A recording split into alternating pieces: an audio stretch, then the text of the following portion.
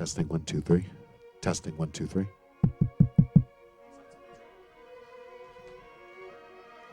Testing 1 2 3. Testing 1 2 3.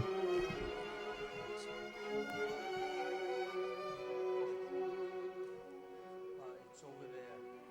Mary Ann will take care of it. We got her linked up.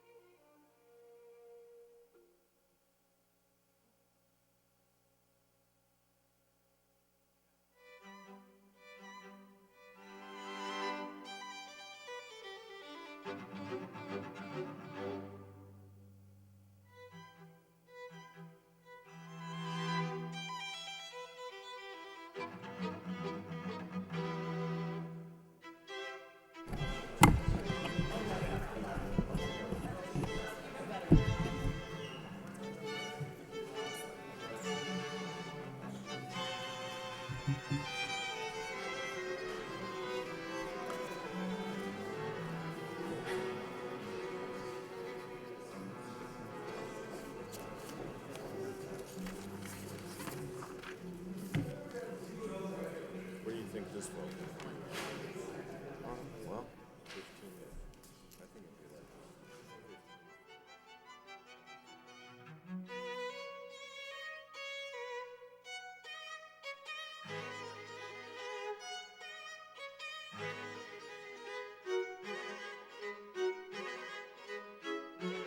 Okay, thank you.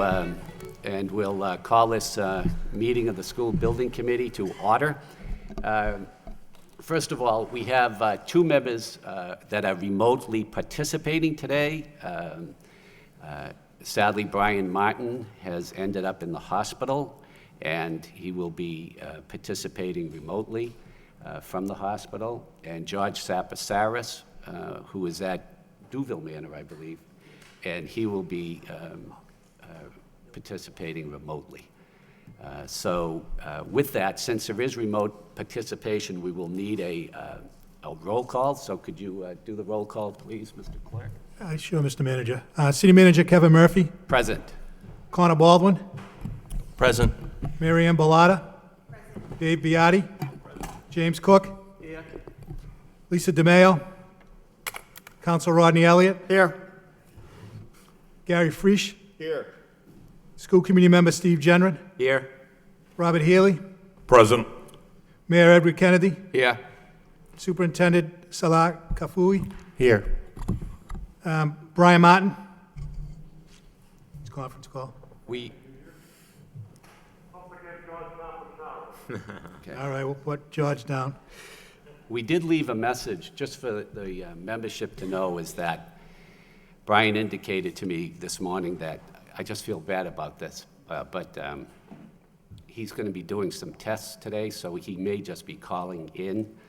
So if he does call in, we'll just recognize his presence here. Thank you. So with that said, Let me continue. sorry. Jay Mason. Present. Representative Roddy Mum. Here. Council William Samaras. Here. Richard Underwood. Here. Michael Vaughn. Here. There you go, Mr. Manager.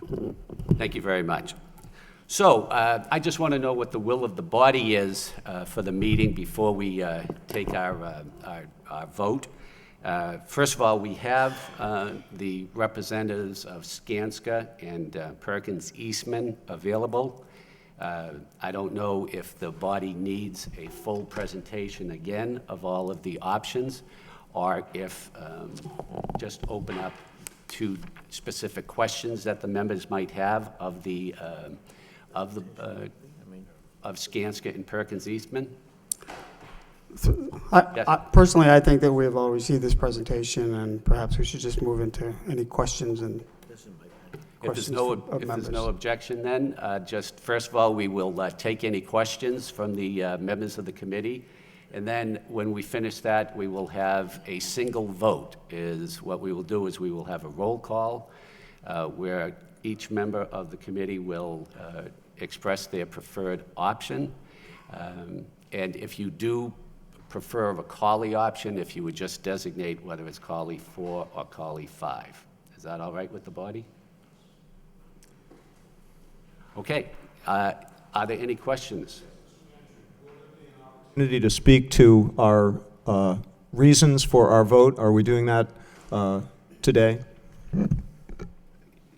If it's the will of the body, then I would think that you can express your opinions. Perhaps a 2-minute time period to keep this thing moving? Well, sure, and if you want to do that as rather a question, then I would suggest that may be something that you'd do. Any questions of the agents? Yes, Mr. Genvin. Thank you, Mr. Manager. Brian Martin. Welcome, Mr. Martin. Right. Okay. If you can just record, Mr. Yes. George, you're all set.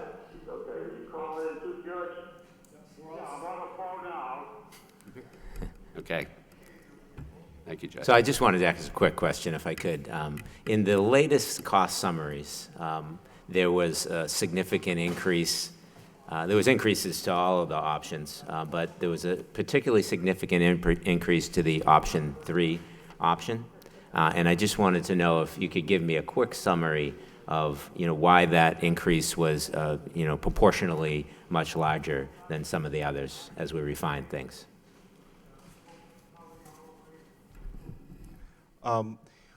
The option 3 is very similar to option 2 in terms of the design. So we saw increases in areas across the board, as you realized. We also saw some reductions, but the reductions didn't keep up with the increases. We saw increases in site, hazmat. Building systems actually went down by $250,000, and design contingency actually went down, and construction stayed about the same because of that 3-month summer window we were looking at. But the bigger difference that we came up, Speak up. Sure. The bigger difference is really in the body of the architectural component. I see the exterior skin, the roofing systems, and interior finishes were balanced with the option 2. I think they were lower than they should have been at the last round, and this was a correction to those. Okay, thank you. That's all I have, Mr. Manager. Councilor Samaras? Thank you. Back to that question. I'm still having a very difficult time to get my mind around what you said. It's a $10 million difference. And I don't understand how the final hour is a $10 million problem. It was about $10 million. It was like $19 million difference between Colley and option 3. And all of a sudden, we need about $10 million to match option 2, which, I mean, we've been at this a long time. And I just do not understand what you're saying at this particular point. Can you expand on that? I'll try. The trade costs for option 2 and option 3 have been brought together. as I had mentioned, option three's trade cost is, so that includes the labor and materials to do that, was lower than it should have been in the earlier estimate. So those were corrected and brought more closely in line. So if you look at the trade costs for the addition and renovation, they're around 159 million. That's it before you get to all the markups for general conditions, escalation, and bonds and so forth. So what that was doing was re-examining what each option was and taking a look at it so that we didn't put out bad information. If you look at where we are with this process, you're going to get increases and you're going to get decreases in a feasibility study. It's the nature of it.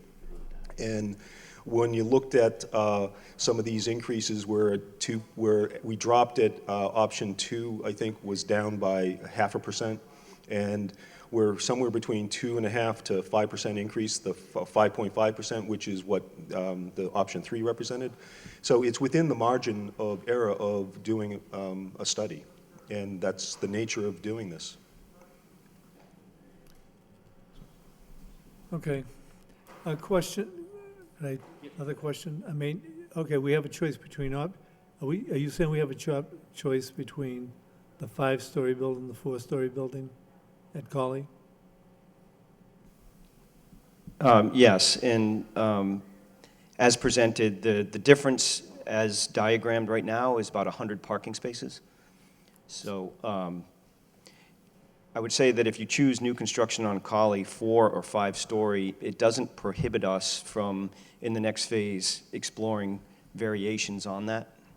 So are you saying if you build a 5-story building, you're going to be able to do all of the same things that you would have done with a 3-story building or a 4-story building?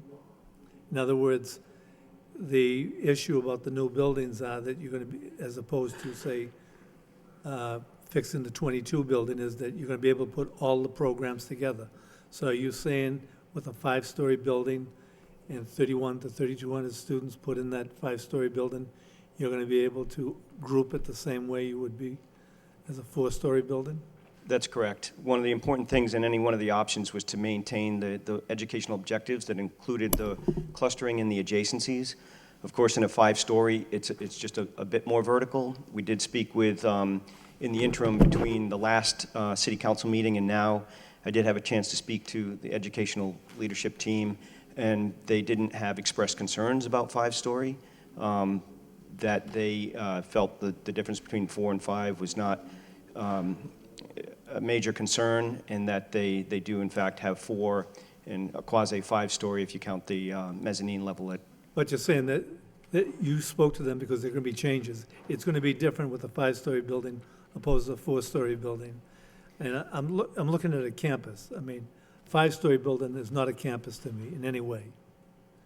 Okay, the campus, the importance of having a very large high school, but the importance is a spread, being able to spread the students out, being able to accommodate their needs. And you're telling me with this 5-story building, you're putting an urban building in a campus setting. I think to understand the difference between the 4 and the 5, one of the opportunities that came up in a 5-story option is it allowed us to put all the arts, tech, and community spaces at the ground floor level. So in some ways, it creates a more deliberate shared zone. And then the academic levels pretty much are on the 4 stories above it. You could think of them as almost by grade, but that's not how the school will be organized. So it does still break down the school into smaller communities and has the benefit of the community space on the ground level. That's not to say we can't explore it in a 4-story as well, but as with each iteration of these options, we make improvements, and that's why I say, should you select the 4 or 5-story, we'll continue working on it and try to find improvements. So you're telling me that a 5-story building is a better campus building than a 4-story building?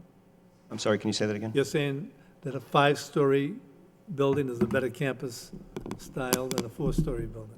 I'm saying because it's the newest, we made another advancement. So again, if we were to select the 4, versus the 5, we could explore some of those things we learned in this last iteration. But as it stands right now, it seems like the 5-story does better meet the needs that include the parking on site. So, I mean, as far as all I'm hearing is the 5-story building will give you more parking. That's, I tried that's why we're doing it, for parking. I think educationally, it created that opportunity of the community and shared zone on one floor level that was attractive as well to the leadership team we were speaking to. Well, why wasn't that thought of for the 4-story building? With 4 stories, it seemed like the natural spread was to mix to have more of a vertical core for community use. And again, these are diagrams, not complete designs, so we try to learn from each one of them, and we're only in feasibility studies, so schematic would certainly be a place where we can explore the best of all that we've learned. Thank you. Councilor Elliott? Thank you. I wanted to ask you about the eminent domain cost and why there's a placeholder for $2 million. It seems that considering the assessed value, how is that number derived?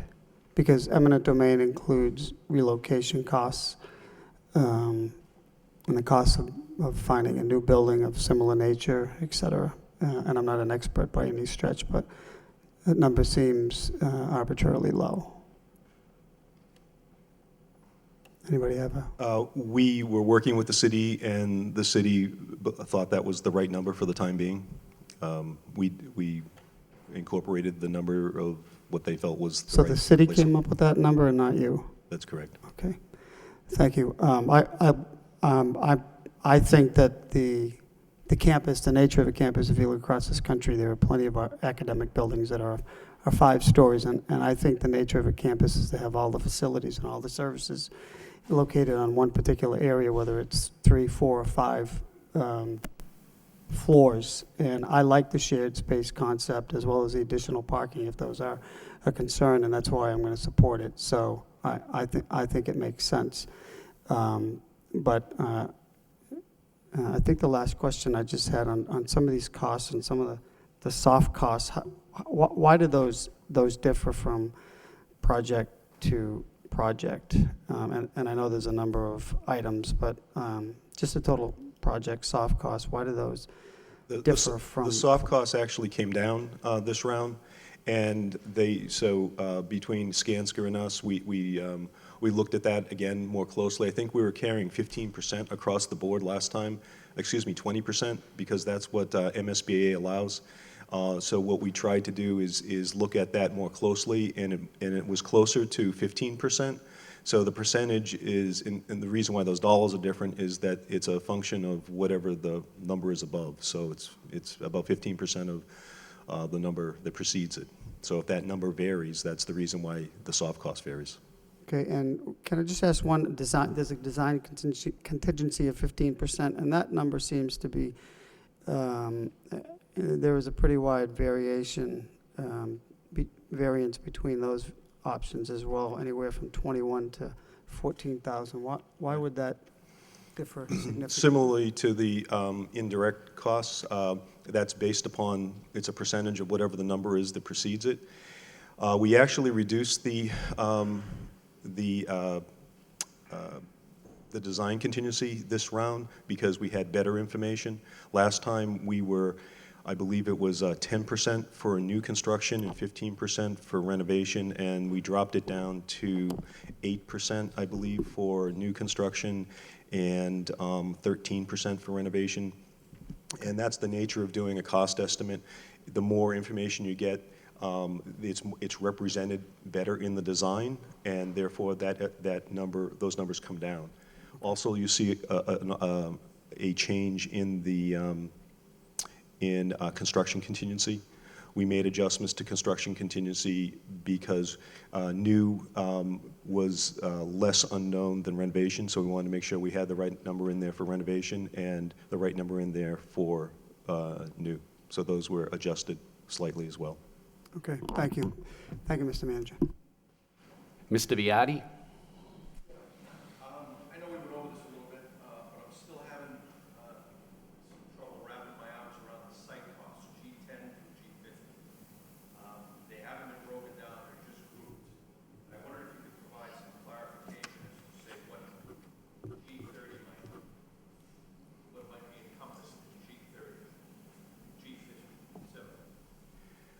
Well, as I mentioned, what we're looking at in this round is dollars per acre. So it's not broken down. When we get into schematic design, we develop designs that are specific to individual sites, and we get to quantify it.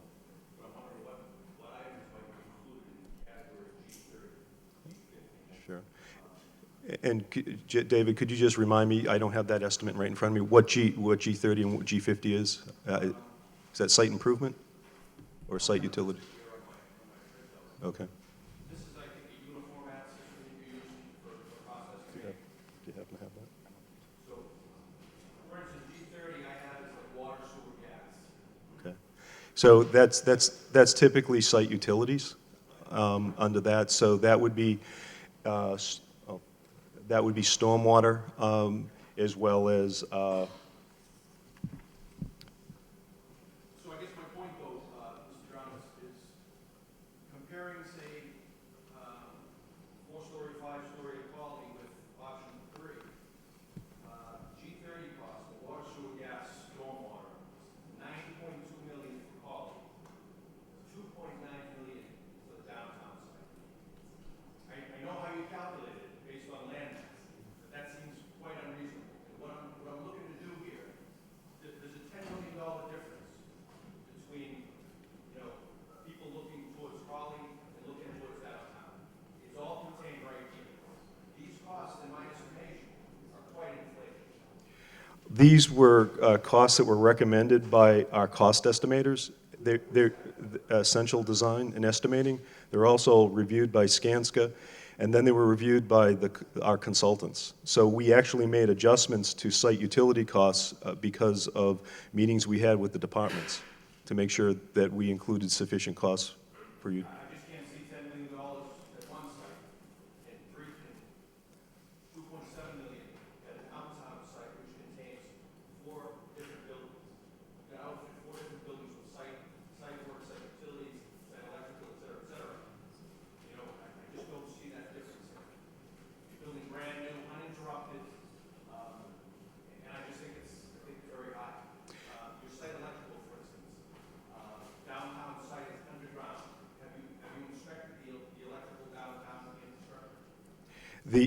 Yes, our consultants have done that.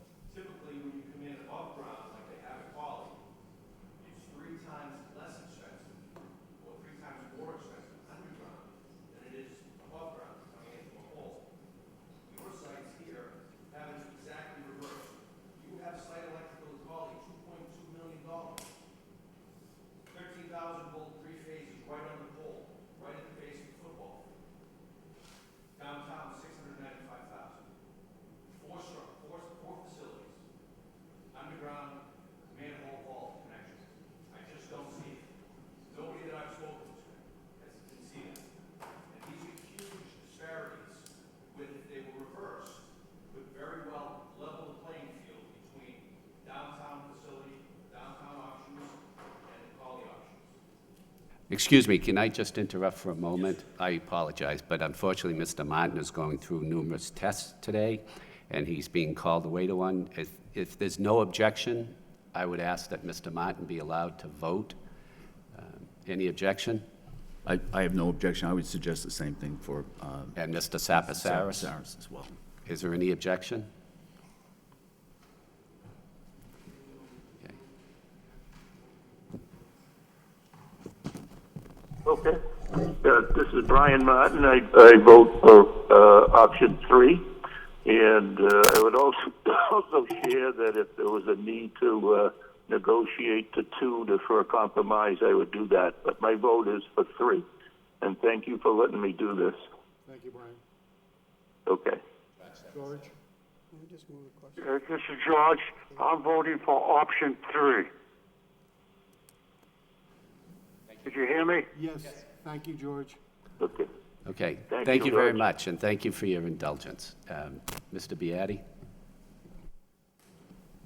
So in summary, obviously, if these costs are reversed, Well, one of the things that you see,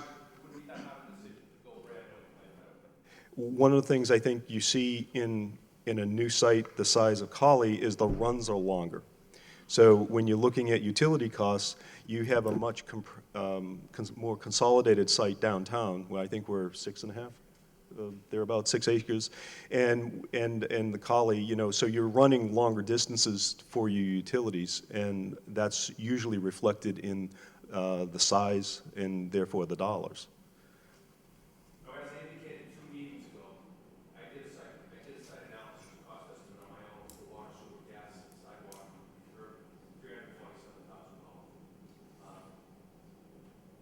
You know, I know that the runs could be longer, but they're not in the millions. They're just not. I'm going to move on, if you don't mind, for a question. I understand from the last council meeting, you couldn't find 100 spots, and you only got about 750 yield. Who put the parking plan together? I put the parking plan together. Did you give any credence to the parking lot that we have in front of the baseball field? We did look at that. We did not factor that lot into the plan just because of how far away that actually is to be used for students or faculty. Why is it too far? And that's right at the corner of Rogers Street. And I don't have an actual linear foot or an acreage distance away, but when you look at the campus feel we're trying to create and getting safe, not just proximity, but safe routes for teachers and students to be walking from the school, we felt that was too far removed. You have a sidewalk right there, 8 compliant, all the way down the line, 1,200 feet long right to the school, essentially. And that's something we would be happy to consider moving forward if the 4-story option was to be selected. We'd definitely look at that and factor in that along with any other off-site parking that someone would want us to, or the city would direct us to consider. This parking right behind us, as I indicated in some of my concept plans that I presented to you, right behind the end zone, the home field end zone, if you will, probably on the east side of the stadium, there's a tree grass area over there where I got a yield of 188. Yes. 22 parallel parking spaces directly across the street from the front door of the football stadium. I do understand exactly where you're talking about, and we did review that area. For the interim, that's the shot put location right now, as well as there's a stand of very mature existing trees. And for the purpose of this plan, and also working towards the goal of creating a campus and a treed entrance, we left that area as is. It's hard for me to imagine if we take a building by eminent domain, but we wouldn't take a shot. Again, happy, and I appreciate what you're saying. We're happy to consider all of these options too, moving forward. The square foot difference of the building in the 5-story versus 4-story is 36,000 square feet. What we factored for 100 parking spaces is 30,000 square feet. So those two square footages are totally relative as to the size of the building versus the parking. So you're a little short downtown in parking. You said that you found those spaces somewhere. Can you tell me where they are? I'm sorry, we're short downtown? Downtown, I thought had a yield of about 605 or 640 spaces in the existing garage. In the anticipated requirement to be 750 spaces, is that right? I thought we were short downtown and you found the spaces. Less parking is actually required downtown. The spaces factored there are only 725. And there are multiple garages being used, as well as just the Giorgio parking garage. And there's also overflow parking on streets, too. Overflow parking where? Just on-street parking. Because if, I'm just thinking that the baseball field is too far from the school in Raleigh, then perhaps one of the other garages might be too far as well. Sure. Just wondering where the line, where you draw the line in finding parking that's acceptable for people parking and walking, that's all. Absolutely. And again, happy to consider if the 4-story is the optimum option. We're happy to consider all those pieces moving forward.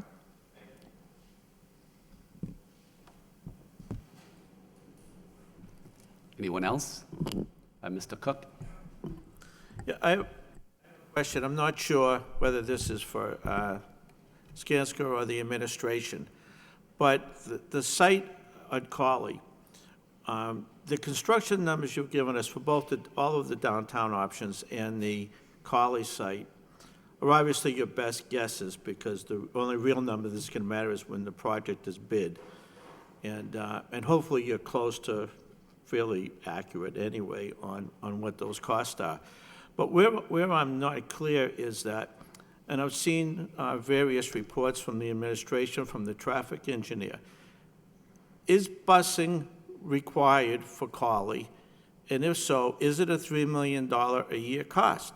Is that, I know I've seen that presented at a council meeting. And is that a fairly accurate number? Are you speaking of the busing costs? Busing cost to Collie? Yes, that's what we've received from the school department. Maybe the superintendent could answer that for you. Thank you, Mr. City Manager. No, it's not really fully accurate. It's the maximum. That's a plan that considers bringing 46 new buses, running a separate run altogether. I do not know of too many districts that would run two separate fleets, one for the high school and one for elementary and middle. We would have, if that was the case, we would have to look at the how can we optimize it by running three runs, and we do not know. There will be other costs when you do that, because you're going to bring in other costs for, you know, whenever you change your schedule, but we will have to look at that. So that was given as the extreme case, if you were going to bring a separate fleet. And also not, also I've heard some, you know, seen some estimates that it's going to be zero. It's not zero, it's not 3 million, it's somewhere in between. Yeah. It will not be free, cheap, because you will be, even if you're running the same fleet, you're gonna have to run the miles, you're gonna have depreciation of buses, the fuel, so there will be a cost. Right. But how the maximum will be if you take the extreme case and saying you're just bringing a whole new fleet. Okay, so, but even if it's not 3, even if it's 1, you're still talking over 10, 20, 30 years, an additional 30 million possibly for going to that site. And my other question is that, and again, I've heard this in the community, has there been discussion about, if it's at Collie, having staggered school hours? Is that something that's been looked at? I've heard that mentioned in the council chambers, and I just don't know. You mean in terms of changing our schedule to Changing your accommodate the schedule. same bus? People buses? go on staggered shifts. We will have to look at that. What is the answer right now? I don't think we have ever, you know, you'd have to take some time and look at exactly how you're going to stagger those, and trying to minimize the reconfiguration of the schools, because that's the one thing you do not want to push it too far, reconfiguring the schools. So you're going to have to first look at the time. How would you scatter the times? And then if that doesn't give you the optimal solution, you'd have to look also, is there some reconfiguration of schools that we would have to do? And my last question, which has to do with traffic, is that I saw a report, I believe presented to the council from the traffic engineer, about some widenings that would have to be done. Is that going forward? Is that a necessity if you do the Collie option? Is that not? Are there takings on the corner of Douglas and Rogers? Our traffic engineer did a preliminary estimate of what may need to be done. We have not done, detailed surveying or engineering, because those are outside the scope of the feasibility study, and so that hasn't been done. So they're just preliminary estimates. But it could happen. Yes. Good. Gendron? Did I look like I had a question? I didn't raise my hand, but I actually do. You must be reading my mind, Mr. Manager. Oh, I thought you raised it earlier. Okay, great. That works out well. I actually did have another question, I think, for you. The Collie option, would that have to go, either of the Collie options, would that have to go before the Planning Board and the Conservation Commission and other city boards before any final approval? It would have to go before the Lowell Conservation Commission and the Tewksbury Conservation Commission at a minimum. Uh-huh. I don't know about the planning board. I don't believe so. I think, Eric, for the Collie site, have we ever talked about having to go in front of the planning board? I think it's in a suburban single-family district, which I think would mean it would go before the Planning Board. In Lowell, it would have to go for site plan review before the planning board. Okay, so all those things would still be pending if the Collie site was the direction. Okay. Thank you. And I assume that would be also true for the field replication, that there'd be some kind of review. I don't know if it's Board of Parks or Conservation Commission. Yes. As well? Yes. Okay, thank you. Mr. Mason? I have a question, a follow-up on the transportation. I have heard at a public hearing last week that the current situation of a student after school getting a ride home, taking the city bus. I believe it's true that you can take a city bus from downtown if you're trying to get home, wherever that may be. Is that not the case at the current time at Colley? I'm not sure I understand how transportation would work for a student after school, misses the regular bus. How does that student get home? How does that student get home? Is there a way for the LRT to pick up students? How does that work? Could someone could possibly address that for me, please?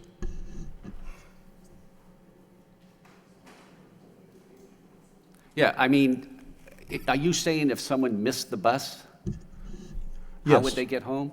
Yeah. Well, I think what Mr. Bostanetto was saying is that the LRTA can't run, shuttle services for the high school out there. That's why you'd have to get a private company to do it.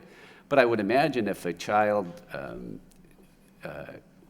missed the bus, they still could get on the LRTA bus if they needed to get home. I was not clear on that. That is the case? I would say that. I mean, this is the first time anybody asked that, but I think just out of common sense, they'd be able to get on the bus out there. Okay, thank you. Yeah. Representative Mumm? Thank you, Mr. Manager. I just want to ask Anka in terms of the time frame for the project to do the high school over. How long of a time frame we're looking at? And versus the Crawley, what's the time frame we're looking at for that?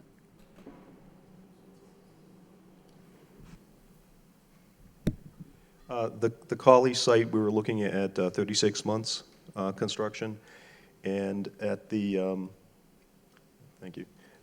At the downtown site, we have on the full renovation, it was 5 years plus a summer. Option 2 was 4 years plus a summer, and option 3 was 4.5 years plus a summer. You see. And in this time frame, would student be in a modular setting as far as putting student in class and all this good stuff? So depending on the option for full renovation, it did require not only a temporary gymnasium space, but also substantial modular classrooms. I believe it was 32. That was the full renovation, which I might add also did not bring the freshman academy over on site. So there are some reasons why that may or may not be considered a legitimate option.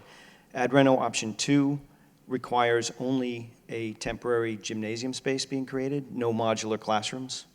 Option 3 requires no modulars, not even a temporary gymnasium. And the total cost for the high school fully renovated, I would imagine that's what we're going after. And that would, how much would that be in terms of the full cost of that? There's total cost estimates, and then there's the city share. I don't know if you want to. Yeah, sure. I'll just run through these because they're different for each option. The full renovation was $343,585,000. The city share of that was $130,022,000. Option 2 was $343,948,000, and the city share of that is $135,320,000. Option 3 was $352,559,000, and the city share of that was $143,232,000. The 4-story option at Colley was $339,152,000, and the city share of that was $152,160,000. The 5-story option for Colley is $336,153,000, $138,000, and the city share of that is $149,439,000. Thank you. It's also worth pointing out, at the last city council meeting, there was a request to look at keeping students in whole buildings rather than buildings that are split in phasing. So we did take a very, feasibility level look, and it would add a year to option 2 or 3 and about $5 million. So there is a way to have a more separate phasing with students and contractor, and it comes at a duration and a cost. Thank you. Councilor Samaras? Thank you. Thank you. Mr. Calafawi, do you anticipate for students that are at the college site, if there's after-school programs, that there'd be an after-school bus to take them at least into the downtown? Thank you, Mrs. Samaras. We can, depending on the numbers, which I've done it before in a different district, where we reorganize the bus schedule to get a couple buses to take those kids after school. But I have to admit, it was a much smaller school. We did it 4. So considering the number, we were able to do it. I'm not sure how you're going yet, what the cost impact is going to be when you have so many people. We also have to consider that a lot of our students, not always, all of them are going to have their sports or after school right there. Some may be some other parts of the city as well. So, correct, but it is possible. Most club activities would be at the school. At the school, it is possible, but it will have to be looked at with the bus company and what's the impact. If it's as easy as retaining, say, 10 buses and have them go later for the student, that would be the least impact. And sometimes you may not be able to retain, just do the swap, retaining 10 and use 10 later. You might have to have more runs. It will translate possibly in more runs. Okay.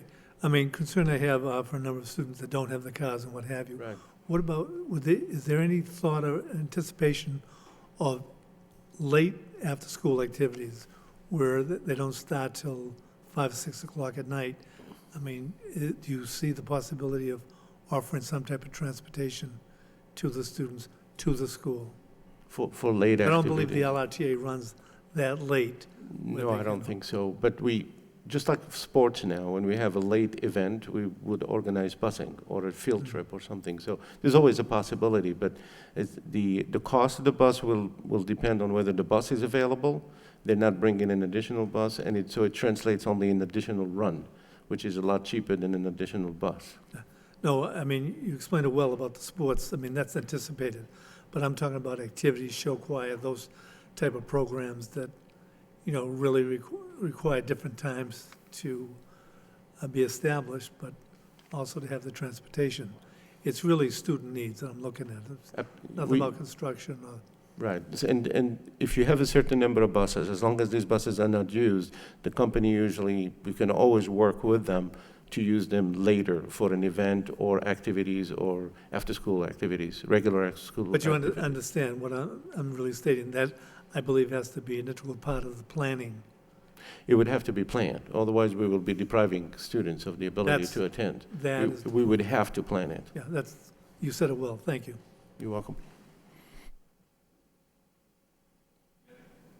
Mr. Beatty? So with respect to the traffic study, I wasn't present at any of the council meetings or anything, but I obviously heard about some of the things that were suggested. And I'm curious, was the potential takings on Roger Street suggested for capacity of intersection or bus turning radiuses, especially the one at Douglas, especially with respect to the taking at Milan Pizza? I'd ask our traffic engineer, Nick Bostanato, to answer that. Thank you, Mr. Manager. So the road widenings necessary on Route 38 are due to capacity issues.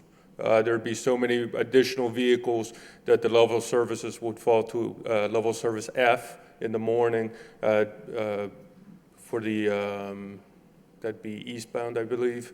So you need to add a left turn lane on Roger Street onto Douglas Road in order to accommodate the vehicles. Now, are you saying that it's necessary for that? You just said that you need to take a lane. Because I can't quite understand how you can consider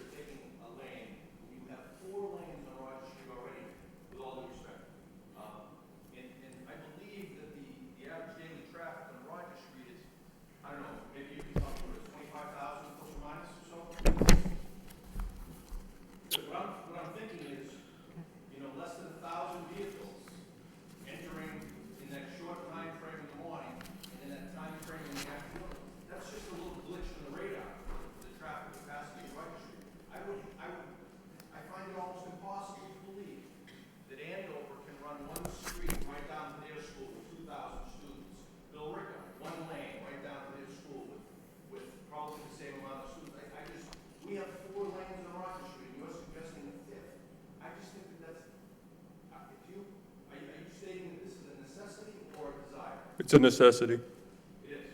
The volume to capacity ratio at the intersection would be 14% over capacity, so it'd be 1.14. So the intersection would not work unless you put in a left turn lane. So yeah, it's a necessity. Furthermore, that intersection belongs to MassDOT. From Buttman Road over to Tewksbury, that's a MassDOT facility. So it would be MassDOT that would tell us exactly what to do. So downtown, for the sake of an equitable comparison, you have, I don't know, 14, 16 buses now, you still have 3,500 students, teachers, et cetera, actually with nowhere to go as far as parking goes except the one garage. Are you telling me that all the intersections are suitable downtown for a new school downtown? If you keep the high school downtown, you'd only be adding about 18 vehicles because most 36% of all students, 34% of all students walk home from school and 29% ride the bus. So, Are the intersections in and around the school acceptable levels? yes, so if you build it, the intersection level of service would all remain at B's and C's. So for example, Merrimack Street at Dutton Street at Arcand, right now it's a C at 29.9 seconds. If you build the school, it would remain at C at 30.5 seconds of delay per vehicle. On Colley, for example, so if you look at Rogers at Douglas, right now it's A at 8.2 seconds. If you build the school, it would be F at 90 seconds. So you need to build that left turn lane. Well, I understand that one particular intersection. So what happens, like, for instance, I drop my kids to school in Andover. Okay, there's maybe two roads that lead to the high school. If you take a little back street. If the main artery is receiving that poor a level of service, you find another way in. At Crosby, you have two signalized intersections at Clark and Roy. You have Village, which is almost unused. You have drive aisles from both sides of Village and Douglas Road to get to the site. You have other options besides focusing all of your attention, all of your buses, and all of your traffic at that one intersection. We're not focusing. So at Clark Road, it would go from 8.2 seconds, which is an A, to 60 seconds, which is an E. So that intersection would also need improvements. Village Street would, at Village Street, it would be down to F. We have all the buses going on Village Street. We have traffic on Clark Road. We have Douglas Road. We also have them coming down from Andover, and all of them would be very bad. We need signals at Clark and Andover. We need them at Douglas and Andover. We need a widening at Douglas and Rogers. Improvements at Clark. Improvements. You're adding almost 4,000 vehicles at trips. What kind of improvements at Clark Road? You already have an extremely wide intersection. Signal improvements. Yes. You wouldn't need a widening. There's already a turn lane at Clark, so those improvements would be more signalized. But at Douglas and Rogers, you would need a left turn lane. At Douglas and Andover, you would probably need something there because it's those level of service. You're adding a lot of traffic. You're adding over 4,000 vehicle trips to a residential neighborhood. Okay, thank you. All right. No, I mean, I think he's tried to answer the questions. I mean, I'm not shutting up. I'm just saying is that I think he's tried to answer the questions. If there's any other questions you have. Okay. Anyone else? Mr. Genvin? Thank you, Mr. Manager. I just wanted to quickly go back to the phase construction that you delivered to us in your in the package, the 4.5-year plan for option 3 specifically. You know, when you guys were selected by the MSBA, I was down there and we selected you, and part of your presentation was, and I believe part of the reasons we all voted to bring you guys on board is that you had experience in phase construction and that you've had experience in building schools on sites where there's school going on, and you have to make arrangements to make sure that you can deliver, we can deliver safe education to our students while the construction continues. And I'm assuming that in this 4.5-year plan, the phase plan that you've given us for option 3, that you are guaranteeing that we are going to have a safe environment for education while that construction continues. Is that a fair assumption? I won't go as far as, I can't possibly say guarantee, but absolutely every measure is taken to cleanly and clearly separate the students from the contractor, and that happens both vertically and horizontally. We'll follow all measures to have absolute containment, negative air pressure, everything that you need to do to make sure the construction is not impacting education. Acoustically, we're providing buffer classrooms so that there is never construction happening adjacent to students. So all measures that we know, the actual phasing itself will be in the hands of the construction manager at risk. So what you're seeing in these diagrams is proof of concept, it's feasibility. Okay, so in your opinion, though, we will be able to provide a safe education for our students during this construction? We have charted a path to do that. Okay, thank you. One other question I had was with regard to the opening of the field house. How quickly will students at the current high school be able to access the new field house with the option 3 4.5-year plan? Again, it's conceptual, so it's just over a year. It's a year and 2 months. That's fairly aggressive. It's based on a lot of assumptions that maybe we can get an early start and that the type of construction is expedient.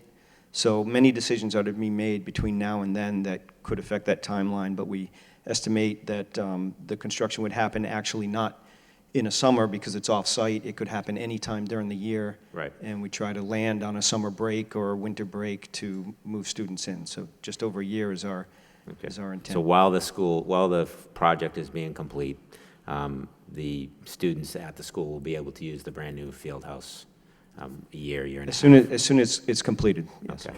And just to clarify on the costs, to follow up on Mr. Representative Mom's questions, the difference, if I look, let's take option 5, the 5-story Collie, and the option 3. The differential there in straight construction is about $6 million based on your estimate. Is that project cost? Yes. Yep. Yeah, so on 3, we are $352,559,000. No, I meant the city share. Oh, I'm sorry. Yeah, that's correct. About $6 million. 143 versus 149. And then there's additional costs for field replication and infrastructure that I think bring that differential to about $12 million. Is that correct?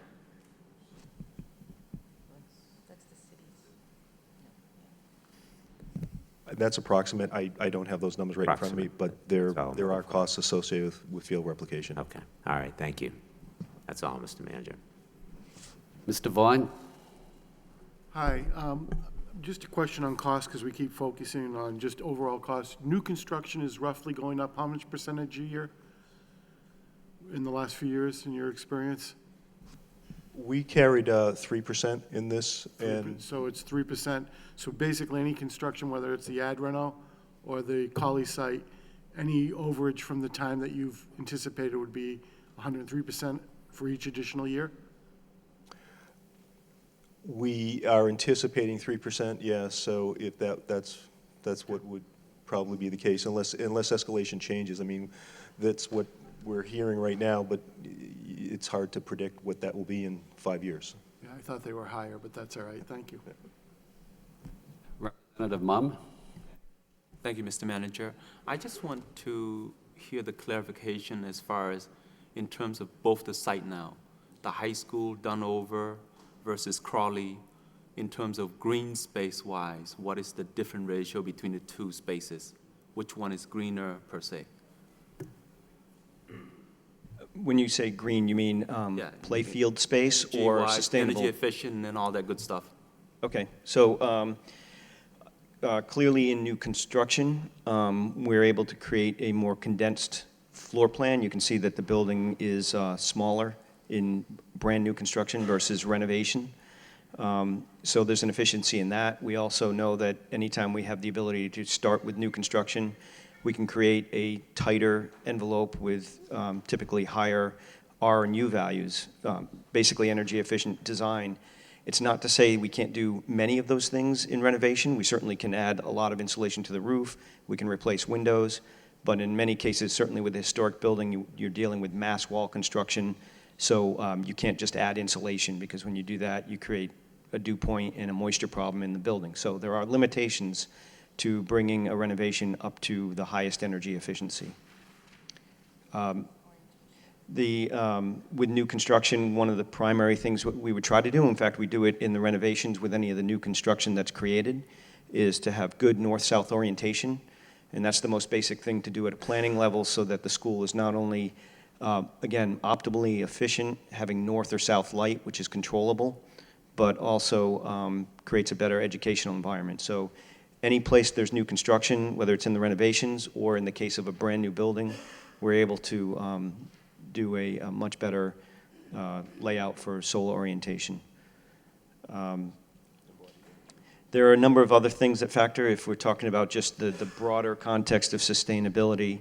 One of them, certainly there is an advantage to using transit in a downtown location and not having to create a lot of new parking and maybe not as many cars accessing a site.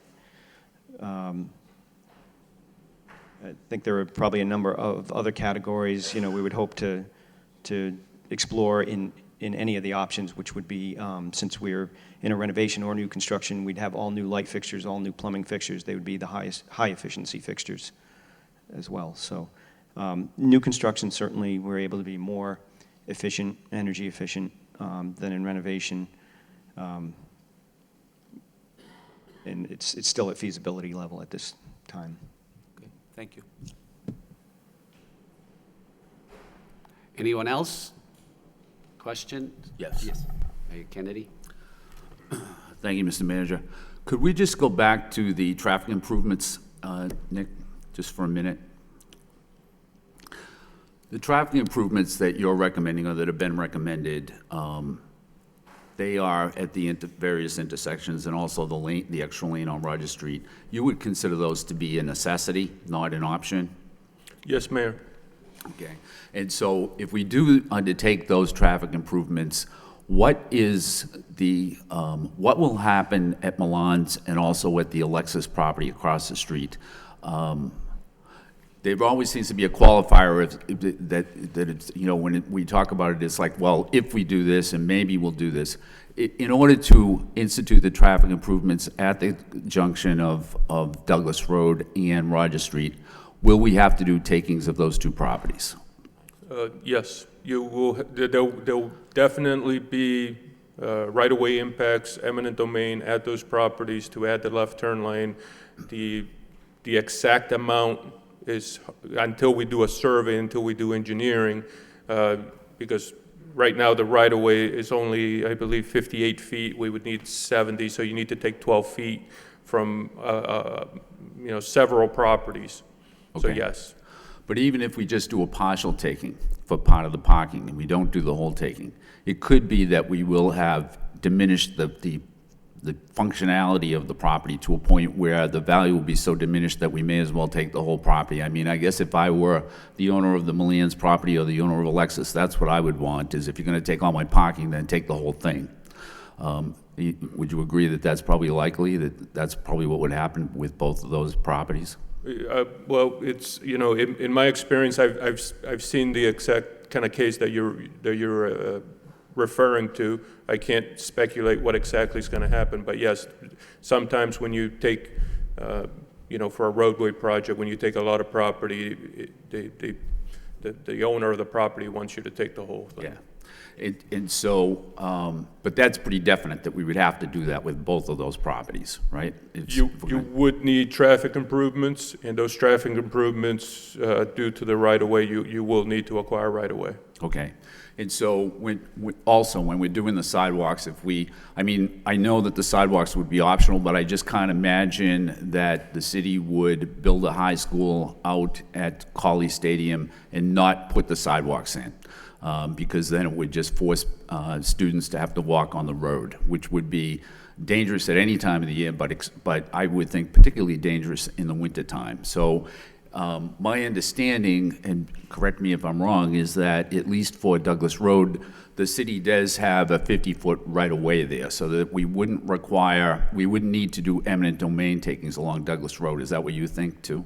Yeah, so the issue of the sidewalks along Douglas and Clark is separate from the road improvements on Andover. Those sidewalks, I think we can fit within the existing right-of-way. There might be, a couple of occasions where,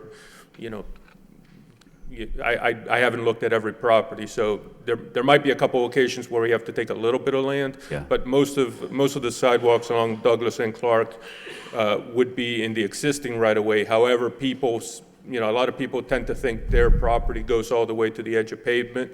So a tree or a rock wall that they may feel is on their property is actually on the right-of-way. For some of the homes directly across from Douglas Road, they have maybe 40 feet of front yard. But for many of those homes, the yard slopes down towards the street. And so if you cut into the street, if you take the sidewalk, you have to cut into the yard. And then what they would need would be a retaining wall in front of all of those homes. Would the city be responsible, or maybe somebody else can answer this question, would the city be responsible for building those walls, those retaining walls along those homes? Yeah, so as interim city engineer, I would say that if we were to build those retaining walls, then the city DPW would be responsible for maintaining those walls. Okay. But I think, again, from an engineering perspective, I think we would much rather, if there are slopes, we would much rather do, temporary taking and then slope the yards back. It would just be a lot simpler maintenance and cost-wise. But at that point, we would have to take some, just a temporary easement and then affect the lawns.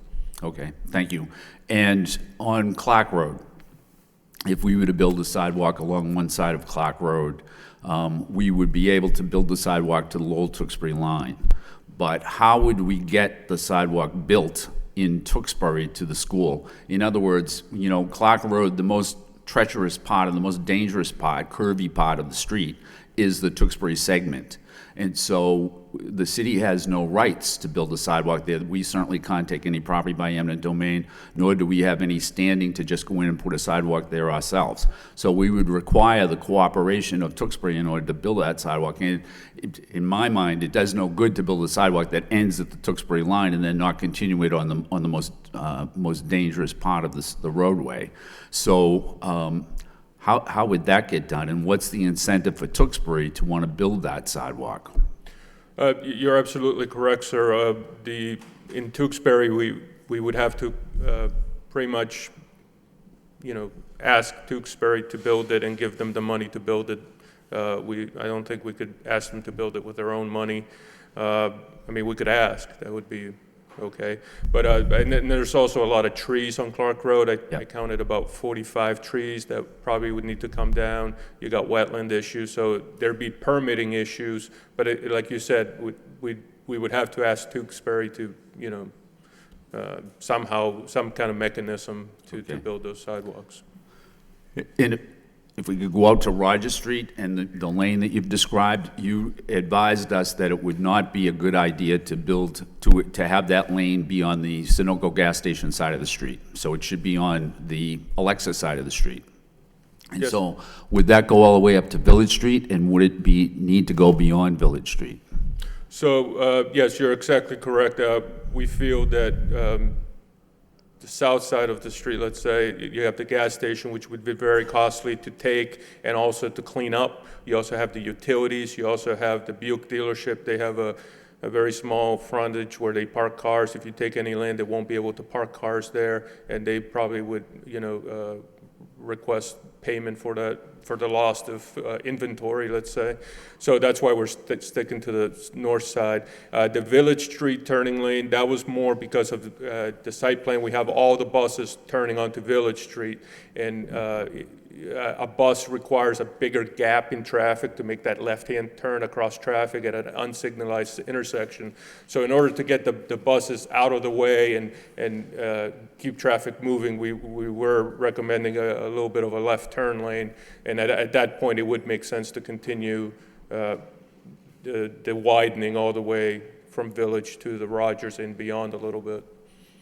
So Okay, yes. well, at the corner of Village and Rogers Street right now, they're constructing a tire center.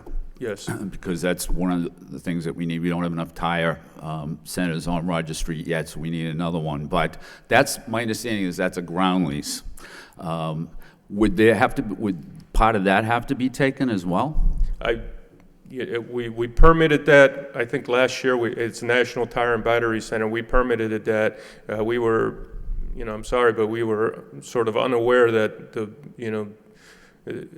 we wouldn't take it. We would take, the city owns the property on the other side of Village Street, so if we need to do any widening of Village Street, it would be to the city-owned parcel, not the National Tire Center. So you just stop there, stop at Village Street on going that way, Yeah, in that yeah. direction.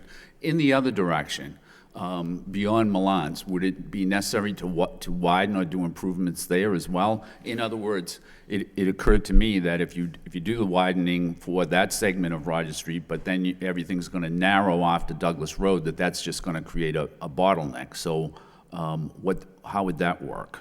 Yeah, so once we do the engineering, we'll figure out exactly what the queues, the length of cars stacked up would be, and then that queue length, we would determine how big of a left turn lane we would need, and that would determine how far beyond Milan's we would need the property. You got a lot of slope issues there, so those even widening a little bit means you have retaining walls or loss of property, and we would try to figure out how far, but that's all engineering. We need surveying engineering, and we need MassDOT involved because they own it all the way to Butman Road. Okay. And we have plans for a signalization, I think, down on Andover Street right now. But if we were to put the high school at Cawley, we would undertake a different plan, right? That would involve more than just one intersection. And so would that mean that the Commonwealth would not participate in that at all, in those improvements? And what improvements would be necessary at the corner of Clark Road and Andover Street, and as well as Douglas Road and Andover Street? Would those require takings? So I think the right-of-way there is a lot more.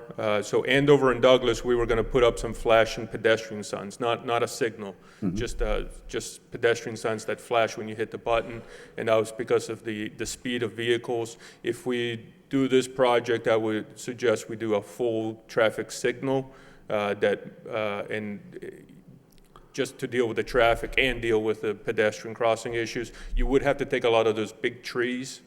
There's big trees at that intersection that would probably have to go.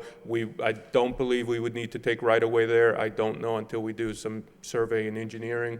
At Clark Road, yes, a traffic signal would be put in, same thing with, and then the town of Tewksbury, they're trying to put in a traffic signal at River Road in Andover. So there's traffic signals at Clark and Andover and Douglas. Those, that's city properties. That's a city road.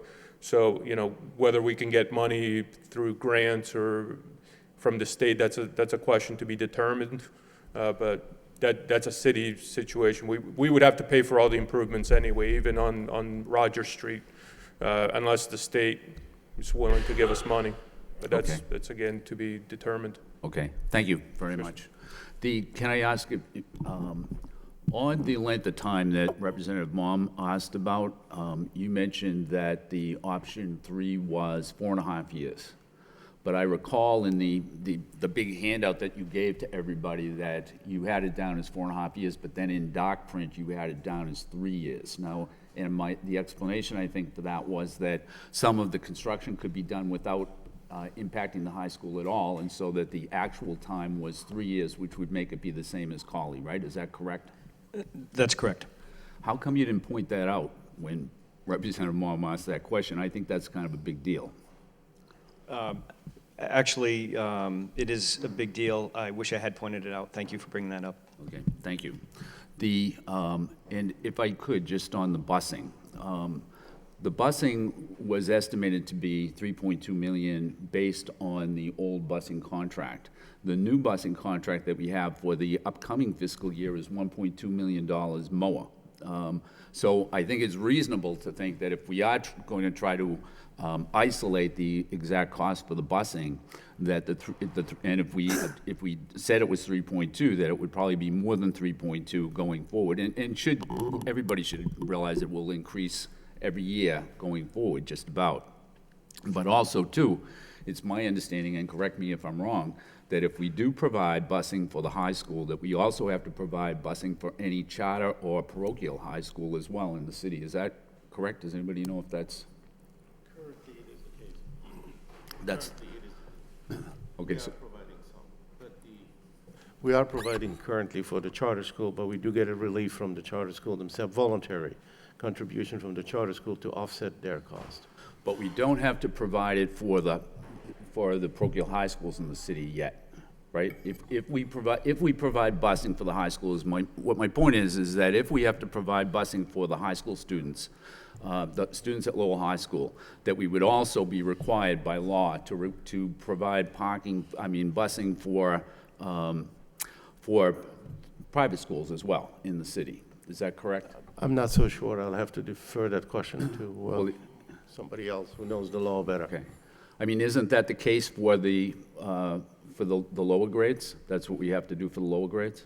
I think the explanation given to me about the lower grades of transportation, because they happen to be on the same run, so that we would take them if they're on the same. Okay. All right, thank you. And can I just ask, what is the status right now of Article 97? Where are we in that process, and what's the likelihood and the time, the estimated time for the Article 97 issue to be resolved on Beacon Hill? So EEOA and the Law Department have agreed on the language that will become part of the legislation. So that is in the hands of EEOA right now. And, it's up to the delegation as far as a timing on it, but I met with them yesterday, and they plan to take it up as soon as possible. Okay. And once that's done, do we have any firm cost estimates on what it's going to cost us to develop the replacement fields such as they are? I mean, well, that's my question. Yes, Mr. Bellegarde gave the estimate. It was, Mr. Baldwin, about 1.2. If I remember correctly, it was 1.9 million for field replication. If I remember correctly, there was a range from like 150,000 or something to 1.9 million, which is quite a range. So where did that estimate come from, and do we have anything that's a little firmer than that? The estimate came from Mr. Bellegarde, the Assistant City Manager for DPW. We've asked for a little bit more detail so that we could see what exactly is needed, et cetera. We haven't received that yet. We have not. Okay. So, and who are we expecting to get that from, Mr. Bellegarde? Ms. Bellegarde and Mr. Troop, the Deputy Commissioner for Administration and Finance in the DPW. They were to do the estimates on what it would cost to develop the fields and also to provide the parking? That's correct. Okay. And how were they going to determine how much parking was required? Did they? I don't know the answer to that question. We don't have a good answer to that question at this point, do we? Well, Mr. Bellegarde, I'm just referring to the package we had from, and the memo from Mr. Bellegarde to me estimated it at 1.970. Okay. Okay. Yeah, that was his report to the council. Okay. Yep. And where would he get that from? Would he just, would he call up people and get estimates? I mean, how would they go about doing that? I guess I wonder, why wouldn't purchasing have done that rather than Mr. Bellegarde?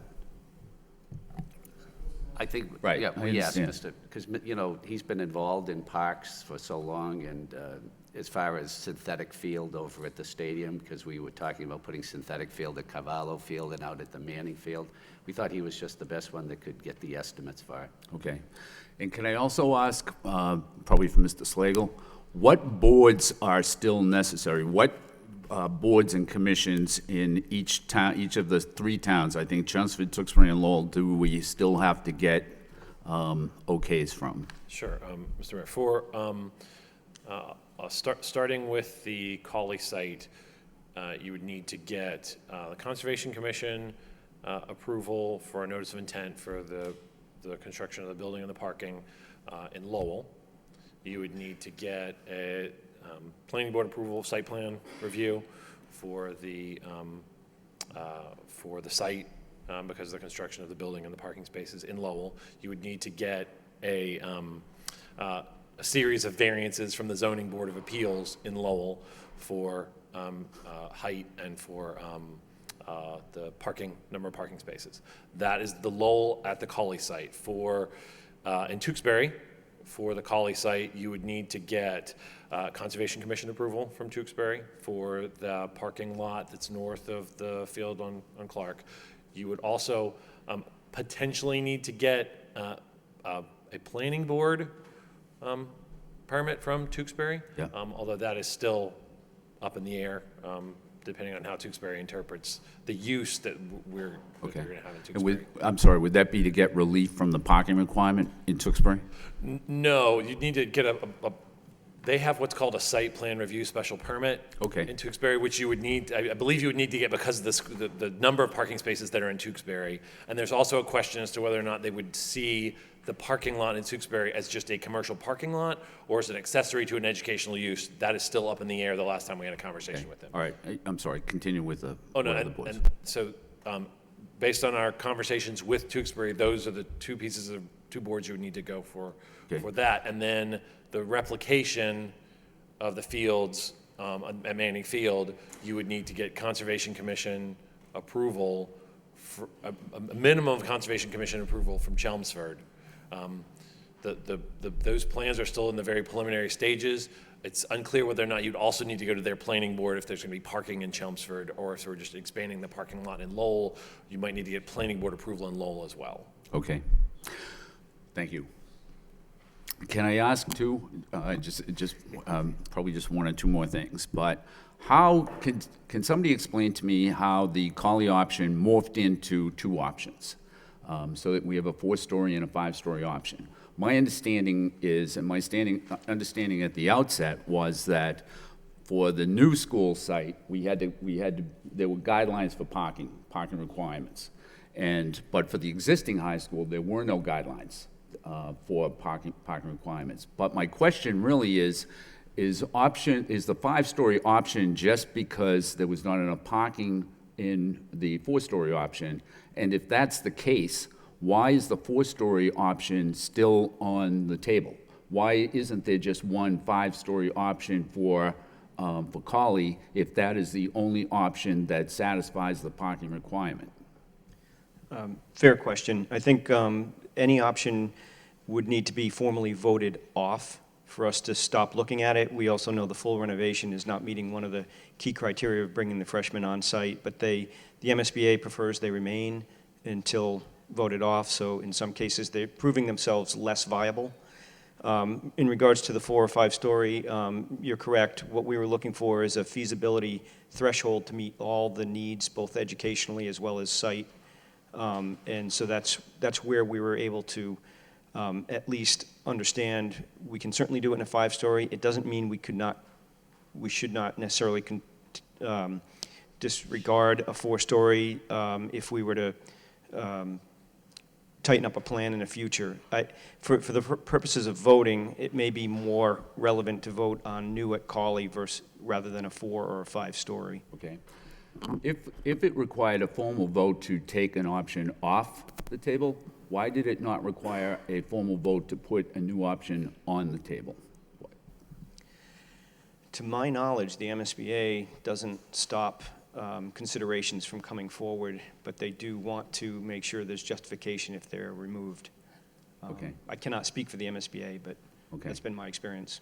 All right, thank you. And I think this is my final thing. I think that maybe a couple of council meetings ago, when we were talking about the different options and the difference in the money or the cost estimates, what you indicated was that there was a $10 million mistake on option 3, and so that's the reason. So I would assume that upon finding that $10 million mistake, that you would have gone through other options to make sure there was not any more mistakes in the cost estimates as well. Is that correct, that you would do that? Yes, that's true. And so, but you also indicated that these cost estimates are just that. They're just estimates at this point in time. And so there's a lot of fluctuation. And so just as we've taken option 4 and created a new option 5, just so that it would satisfy the parking requirement, we could tinker with option 2 and option 3, couldn't we, as the process goes forward? After this vote this evening, if let's say option 2 were the one, and let's say option 2 would be everybody's second choice, but nobody's first choice, but you could take option 2 and change it around between now and the time that this comes back to the council, right? In terms of our next step, yeah, in fact, any of these options will continue to be refined. Yes. And as we continue the dialogue with the school building committee, as well as the educational leadership team, there'll be refinements that happen. So as they're currently configured, we may find that we can reorient a wing or something because it suits the educational delivery better.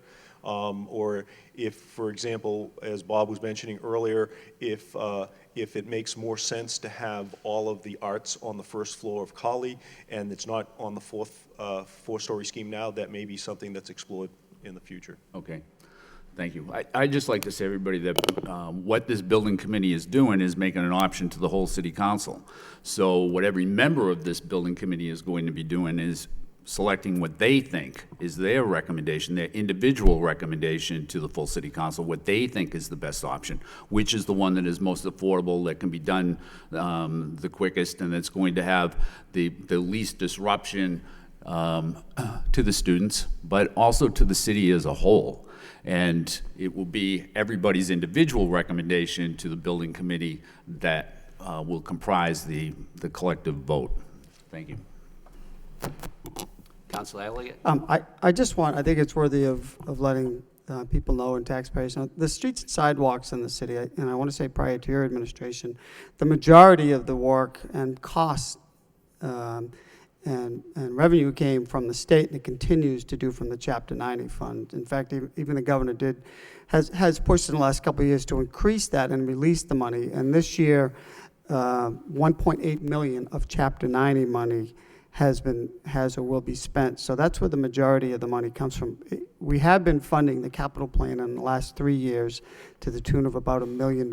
So, and I think that's why our streets and our sidewalks are looking better. But for years, I can even remember the block grant funds used to subsidize street and sidewalk improvements. It started at 400,000 and now it's pretty much zeroed out. But the city historically has not put a lot of money in because that money came from the state, but we did recognize a number of years ago that they were neglected. So I just think it's worthy of mentioning that $2 million comes in from the state on a regular basis to pay for this and not the taxpayers of the city. So thank you, Mr. Manager, and I make a motion to move the question. Mr. Superintendent? Thank you, Mr. Manager. I have a question that one of my biggest concerns was always during the construction phase and having people within the building. And today I just heard for the first time that you did look into the option of minimizing that and minimizing the interaction between our students, staff, and the construction. Can you explain a little bit more about how you're going to do it? We also mentioned the cost of $5 million. Is it the cost of overall project, or is that the cost to the city side? Is the $5 million also subject to reimbursement, in which case it would cost the city substantially less? Can you explain a little bit more about how you're doing it and the cost? Yeah, I'll save the last portion and ask for Skanska to help answer that question. I'm not sure it can be answered exactly at the moment, but we have developed phasing for each one of the options that, again, are feasibility level to make sure that we can do it, to make sure we have the right number of educational spaces and a clean line of separation between the contractor and the students. We try to do it in the shortest duration as well so that we minimize impact. So what we have charted so far was a scenario where there are portions of a building that students occupy and portion of the same building that the contractor occupies. At the city council meeting, the suggestion was to explore a more distinct separation between students and the contractor, and to think of it as whole building separation. So we went back and looked at it, and it's really a question of what's preferred, a shorter duration or more distinct separation. But we were able to move the students and the contractor building by building, so there were never dividing lines within a building between the two. And it did come at a longer duration. So the $5 million, I believe, is primarily an escalation number. General conditions and escalation. Additionally, the MSBA currently has a cap at $312 per square foot. So if you added that $5 million, you're already above the 312. So I would anticipate that that would be a 100% cost to the city. But agreements have not been negotiated, for schematic design, but that would be my expectation. Yeah, I'd like you to really look very seriously at that. We have a school that is going to be built for about 3,500 students. We currently have only about 2,200 max in those buildings into consideration, because we have about 900 students in freshman academy that will be decommissioned last after everything is finished. So you're looking about placing 2,100 or so students in a 3,500 building. I would hope that we can find a better way to doing it, more optimal way to doing it, minimizing to maybe not down to zero, but absolutely try to minimize any interaction between students and staff. I think you have to look at it on our sides. Since this discussion has started, my mailbox has been flooded, mostly by people who are scared of the construction stage. And I think at one point, when construction stage comes on, I think we're going to see more of that. I definitely will be going to the school committee to ask them for a permanent PR person, because I don't think we can handle the flow any longer. That's something we really need to look at very, very seriously, about how to do it a little bit better. Mr. Underwood? What level of rehab do you foresee these figures entailing? I mean, are we talking a full rehab where we're taking it down to the frame? And I know that will change as we get further into the schematic design, but what do these figures as far as option 2 and 3 entail? Are we talking taking it down to the frame? It entails internally clearing out the majority of walls for repartitioning. Certainly in the Lord building, in the 1922 building, I think there are a little bit more, if you will, mass or structural walls that help define corridors that would remain. But we're talking about substantial repartitioning, all new finishes throughout. It would be a transformative renovation in the buildings. The big question, and what's not carried right now, is reskinning the exterior of, say, the Lord building. And that's something that as we proceeded, we'd probably be starting to look at how much of that may in fact need to be included. Walls and the interior of the building, you foresee pretty much taking that down to the frame? Yes. Perfect. Thank you. Anyone else? Okay, then. Mr. I'm sorry, wait a second, Mr. Well, I'll let Mr. Mason go first. Yep. Thanks, Bill. I had a follow-up question on the eminent domain issues that were raised for Colley, and I don't know, I believe those have been, there has been an estimated cost included in option 4 and 5 for those. That's my understanding. Is that correct?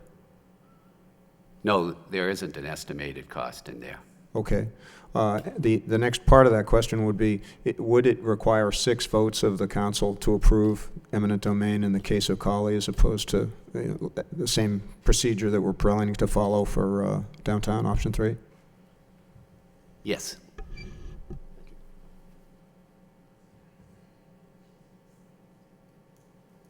Mayor Kennedy?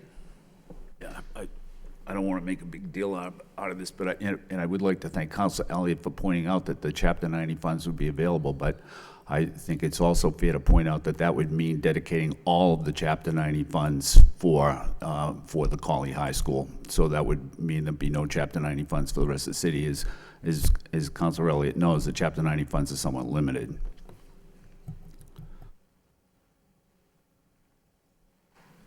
Anyone else? Roll call. Okay. What I'd ask you to do is... Mr. Manager, I'm sorry. Yes, Mr. Gender. I'd like an option to explain my position. Are we going to have that ability to, are we going to go let people kind of explain their position before we vote? Because I would like to do that, and maybe there are others that would too. What is the will of the body? If no objection, but it would ask you to limit it as much as you can. Thank you. You want to start with me? Okay, thank you. So we've been at this for some time now. I've been involved with this process for about 3.5 years, first as a member of the school committee and then the school building committee. And I think, you know, as Mayor Kennedy pointed out, our job here on this school building committee is to be an advisory board for the council. So I think it's incumbent upon us to, you know, we've been at this for 3 years. We've been sifting through information. We started at 17, 18, 19 options. We're down to a few now. So I think that we all have to draw upon what we've learned over the past 2 to 3 years and make a fair recommendation.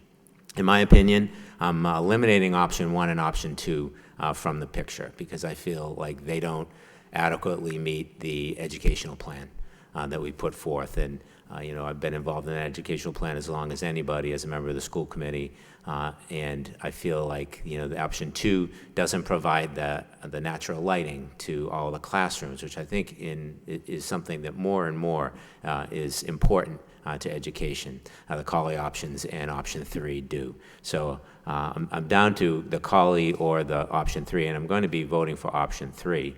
And there are really 3 reasons, but one thing I want to point out was kind of to Mr. Underwood's point is some people talk about this renovation as if we're going to be throwing a coat of paint on the high school and you know, dusting it off and calling it a new high school, and that's clearly not the case. We're going to be gutting this building. We're going to end up with the renovated portion is going to be a 21st century high school that's prepared to deliver a quality education to our students, and it fully meets the guidelines set forth in the educational plan. We'll end up with a 21st century high school in the shell of a historic building, which I think gives us the best of both worlds. But the 3 major reasons I'm supporting option 3 are, 1, the central location. I believe if a city like Lowell is going to have 1 high school, and most cities the size of Lowell have multiple high schools, but we've decided we want 1, and there are a lot of good reasons to have 1. I really feel like it should be central. It should be downtown. That's the most fair positioning of the high school, the most easily accessed position of the high school. It allows us to continue to leverage the partnerships that we've forged with Middlesex Community College and UMass Lowell. It's right in the middle of our historic district. It creates a high school that is uniquely Lowell, and I think that is something that most graduates of Lowell High School will tell you is important. And it doesn't disrupt the neighborhood. We shouldn't neglect the fact that this is a huge institution. It's a 4,000 person institution that's going to have 800 cars in and out every day, dozens of buses every day. It's going to cause a lot of disruption to a suburban single family neighborhood, and we shouldn't neglect that idea, and we shouldn't we shouldn't be demeaning those who would want to stand up for their neighborhood and say, hey, this neighborhood needs to be protected. The second is the field disruption. Right now, Colley Stadium is one of the premier athletic facilities in the state, especially for an urban school. People from towns come to Colley Stadium and they look at the field structure we have there and they can't believe it's Lowell. And we have, sprawling fields and plenty of room for all of our sports activities there. I think that, we'd be giving that up. We'd be giving a lot of that up by disrupting the fields, scattering them across the city, and forcing certain sports to move from one place to another all the time. Right now, we have that sports complex contained. And finally, it's the cost. we can say that, minimally, we're looking at about a $12 million difference when you consider construction, when you consider the infrastructure changes, when you consider field replication, and then the transportation. I mean, there's been a lot of debate about the cost of transportation, but without a doubt, right now we spend zero to bus anybody to high school. We don't spend any money on the busing of kids to high school. And if we go to a Colley location, we're going to be busing 3,500 kids. You can't tell me that that's not going to cost us a significant amount of money, and it's something that goes up every year.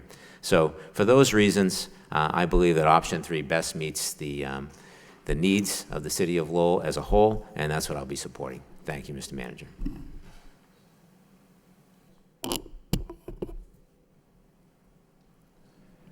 Mr. Cook? I don't want to repeat a lot of what School Committeeman Genrin just said, but to me, the most important thing that happens in this city is that we build a new high school. Again, whether it's at Colley or whether it's downtown, that is of prime importance, and I think I've maintained that all along. So for me, there really were only 2 viable options, and that was option 3 in Colley. I never thought that the disruption that would occur with the renovation or option 2 would make a whole lot of sense and really change the educational experience for the students. But when you look at the Colley option, and you're talking about inevitably takings, and we've heard that pretty strongly from the traffic engineer, and you're looking at the cost of busing, which is an every year cost, though you add those costs to the total cost of the project, and for those proponents of Colley that have said we don't support takings, we're going to support Colley because we don't believe in taking a property downtown. Well, they will be voting at some point to take property on Roger Street. So I think that's an argument that, to me, should be taken off the table. So I'm going to support option 3. We've heard from the headmaster of the school, whose job and responsibility it is to support the best experience for his students, that he supports option 3, and I'm going to go ahead with option 3 as well. Thank you. Mayor Kennedy? Thank you, Mr. Manager. I'll be quick, but I do think that it's worth pointing out that when we first embarked on this project, that what we were looking at is 80% reimbursement, or what we thought we were looking at is 80% reimbursement for a high school that might cost as much as $250 million, which would have meant that the cost of the city at that point was going to be $50 million. What we're looking at is a lot more money than that, and it's probably questionable whether or not the city can really afford to do the high school that we're looking at now, given the amount of money that it costs. But certainly, if we're going to move forward, I'm not sure why we would put forward the option that is the most expensive for the city, that's going to cost the most, and that's going to be the most disruptive. And I think it might be a good time to just review the site standards that the MSBA sent us. And so if I could, this will only take a minute. The site standards are that the site of an improved project shall be owned by the city. The site selection shall be chosen on the basis that it will meet the educational needs, maximize the use of any available community resources, and minimize any possible adverse educational environment, social, or economical impact upon the community. Such adverse impact shall include, but not necessarily be limited to, the need to provide new sewers, roads, transportation facilities, water supply, water connections, and other public infrastructure to the site. Existence of soil conditions and hazardous materials that may cause the site development costs to be greatly increased, or the curtailment of the improved educational program. And to the extent feasible, the site selected shall be proximate to other facilities such as libraries, museums, parks, natural resources, nature study areas, and businesses, which would enhance the proposed educational program. The site shall be free from noxious pollution and contamination. It should be selected to avoid floodplain, wetlands, or other environmentally sensitive areas. A new school site shall not be located within 1,000 feet of an active landfill.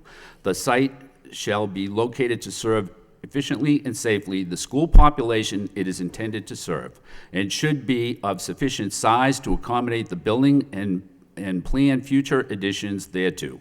Outdoor educational program, parking areas, bus turnarounds, delivery areas, required setbacks, and planned aesthetics.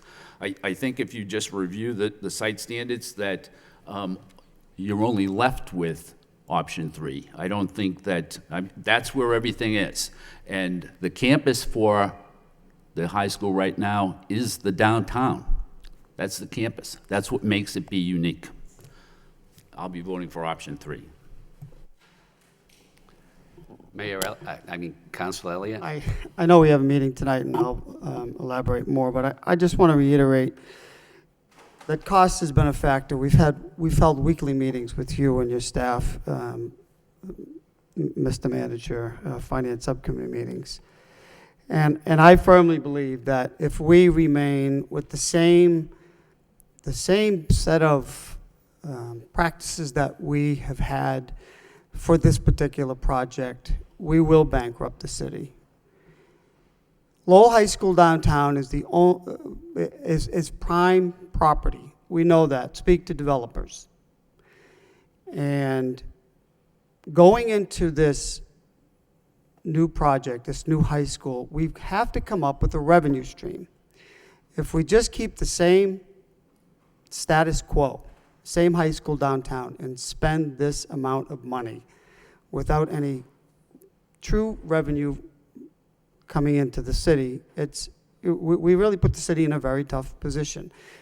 You know, the option of let's just raise taxes on the taxpayer. That's the only option we have. It's not the only option we have.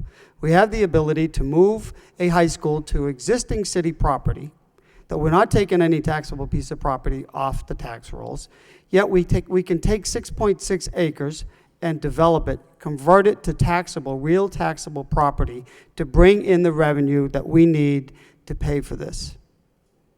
It's downtown, it's prime property. I remember when we were selling the arena a number of years ago. There was discussion at economic development subcommittee meetings. There's really one true viable, one last remaining piece of property across from the arena. This is just a stone's throw from it. So it's real. This is not just pie in the sky that we're going to be able to develop this downtown into housing. Housing is desirable. We've seen that even in the Hamilton Canal. The first 2 projects that the prior master developer wanted to do was housing. So, and we see housing development going on. People want to live in the city, and here is a viable option to raise a minimum, just on one building, a minimum of 4.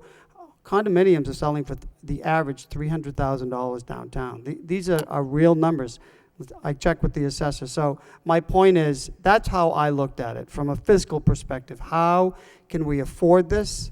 How can we put real property back on the tax rolls and have a true revenue stream, perhaps by the time that this high school goes online? And the only way to do that is the Colley option, and that's what I'm going to be voting for, option 5. Thank you, Mr. Manager. Anyone else? Okay, Mr. Mason? Thank you. Yeah, I just wanted to speak to renovation. There's a number of reasons why I'll be supporting option 3. And I wanted to just make it clear that I very much agree in terms of the issue of losing a strong urban connection for children and downtown. The safety support issue, I think, is less opportune out at Colley. There's an equity issue for transportation and access and the cost, but from my experience being in the business of architecture for the past 30 years with a focus on renovation, I just want to mention that I think renovation can bring out the best in an existing site and in the surrounding area. I think there's a value to that. I think structures that can be preserved often have irreplaceable character and beauty and make those qualities, that can benefit a city's urban core. We've learned through renovation to recycle and not throw away valued parts of our heritage and culture. Lowell High School has a tradition and a place forever in the core of our city. And like the Pollard Library, I think we can make something happen with Lowell High School site in its existing location and take advantage of that rather than try to recycle it and hope for the best with a luxury housing option or some kind of taxable developer. I think that would be great. But we've been working at this in the Hamilton Canal since, what, about 1996 when we took the Gilmore Trust building down. And we still have, you know, the courthouse happening at the corner, and that's the only planned thing that we have on the boards right now for that 14-acre site. So I have concern about what we can do to make Lowell High School viable as a tax paying piece of property, and I know we have a viable plan on the table, which is to keep the school there. Then we're not taking a green field at the edge of town at a great distance and some difficulty for access, and trying to make that work with the unknowns that we have in terms of some of those eminent domain questions and the transportation piece. I see a lot of questions and unknowns in that area in that respect. So I will be voting for option 3, and I think the primary reason is I feel that we can't afford to lose a piece of our urban fabric, and without a really strong urban core, I think Lowell is going to suffer, and I don't want to see that happen. I don't want to see it happen to the students, and certainly I don't want to see that happen to our city. Thank you. Councilor Samaras? Thank you, Mr. Manager. I'll hold up many of my remarks for tonight, but the thing is, when I look at this board that's here right now, I believe everybody here wants what's best for our students. There's no question about that. But we all come from a different background, a different view of what is truly best. From the outset, I was not supportive of option 1 or 2, but my support was either option 3 or Colley Stadium. The issue I have with Colley at this particular point, it's my belief, based on my experience, a 5-story urban building doesn't meet my picture of a campus setting. It is quite difficult. We're talking about the management of a lot of students, and I want to be able to give the principal, whoever he or she is, the best chance to do what they can. I do believe that the downtown option 3 gives us the type of campus that I want. But, you know, in looking at all of this, it was, what building do I want? What's the best building? You know what? There's really no good answer for that. So what I based my decision on is what is best for the students. What I believe, based on my experience, is best for the students. And I believe the downtown location gives each and every student a level playing field. And that's what I'm looking for. I'm looking for a place that has a commonality to it, that can give the support that the students have had and will continue to have. And that's why I'm going to choose option 3. Thank you. All right, if there's no further, then we'll do a roll call. We'll call it by name, and then you will vote for your preferred option. We will just tabulate the score, and that will be the recommendation to the City Council this evening. And if you are voting in favor of Colley, I would just ask you to indicate Colley 4 or 5. So, Mr. Clerk, if you could call the roll call. Certainly, Mr. Manager. Senior Manager Kevin Murphy. Colley 5. Connor Baldwin. Colley 5. Mary Ann Bellata. Dave Biotti. James Cook. Lisa DeMayo. Council Rodney Elliott. Colley 5. Gary Frisch. Colley 5. School Committee Member Steve Gendron. Option 3. Robert Healy. Colley 5. Mayor Edward Kennedy. Superintendent Kalafi. Option 3. Brian Martin's been recorded. Jay Mason. Downtown option 3. Representative Mom, Colley 5. George Chapasaris has been recorded. Council Williams Samaras, Option 3, downtown. Richard Underwood, Option 3, downtown. Michael Vaughn,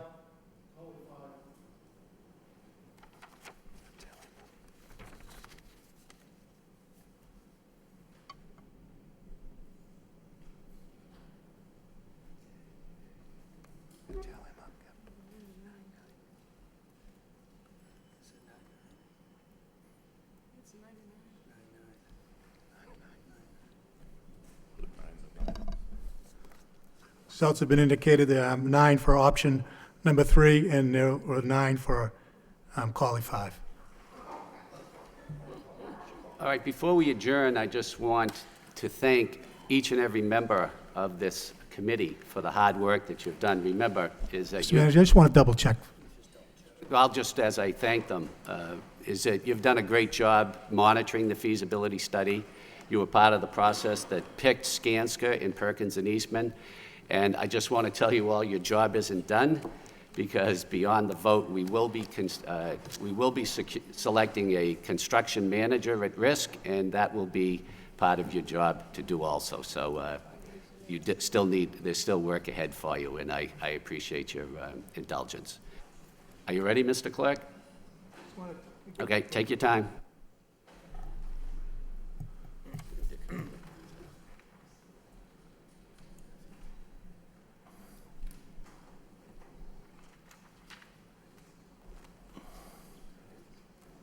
That's interesting, huh?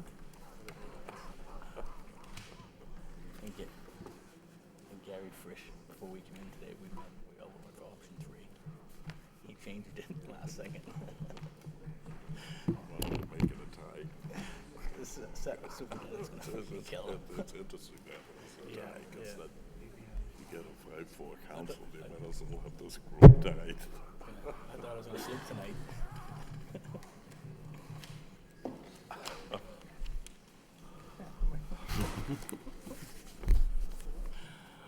Order.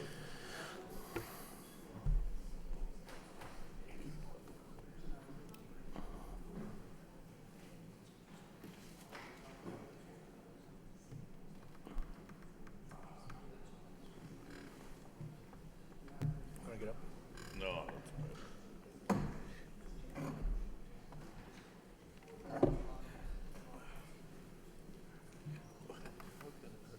You and I have already